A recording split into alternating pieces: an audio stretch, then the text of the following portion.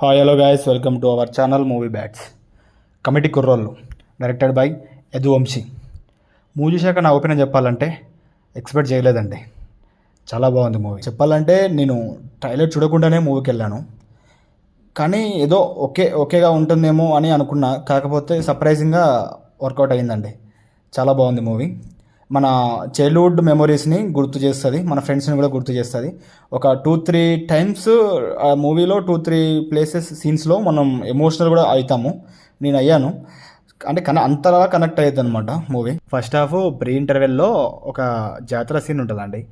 అక్కడ అసలు ఎక్స్పెక్ట్ చేయలేదు, అంతలా ఉంటుందని అసలు ఎక్స్పెక్ట్ చేయలేదు. చాలా బాగా హ్యాండిల్ చేశారు డైరెక్టర్ వంశీ గారు.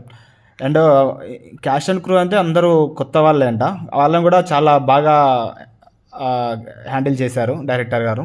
ఇంకోటి ఏంటంటే మ్యూజిక్ అండి. ఆ సీన్స్ తగ్గట్టు మ్యూజిక్ కూడా బాగానే వర్కౌట్ అయిందండి. ఓకే, మ్యూజిక్ పరంగా నాకైతే ఓకే.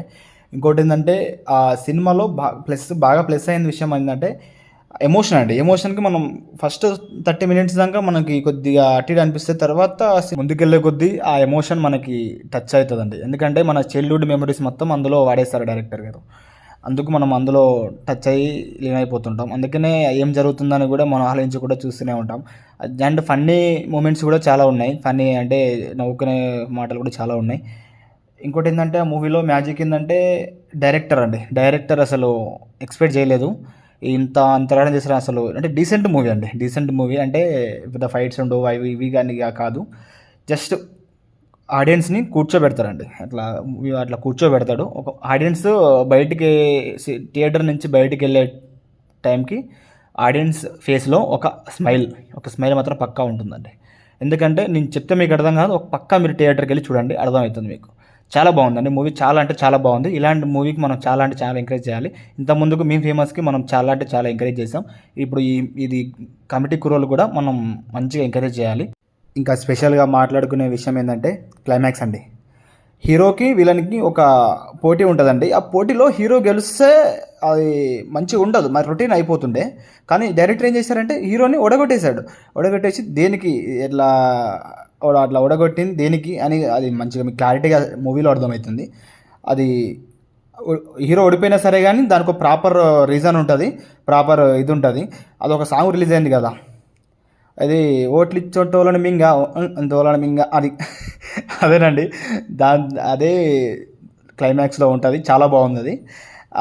ఇంకోటి ఏంటంటే లాస్ట్లో ఒక చిన్న ఏమంటారంటే ఏవీలాగా ఉంటుంది అన్నమాట. వాళ్ళే చూసుకుంటారు. అది అసలు ఎక్సలెంట్ మూవీ. బయటకు వచ్చేసరికి మీరు మొక్కలో ఒక ఫేస్, మీ ఫ్రెండ్స్ అందరూ, మీ విలేజ్ ఫ్రెండ్స్ అందరూ మీకు గుర్తొస్తారు.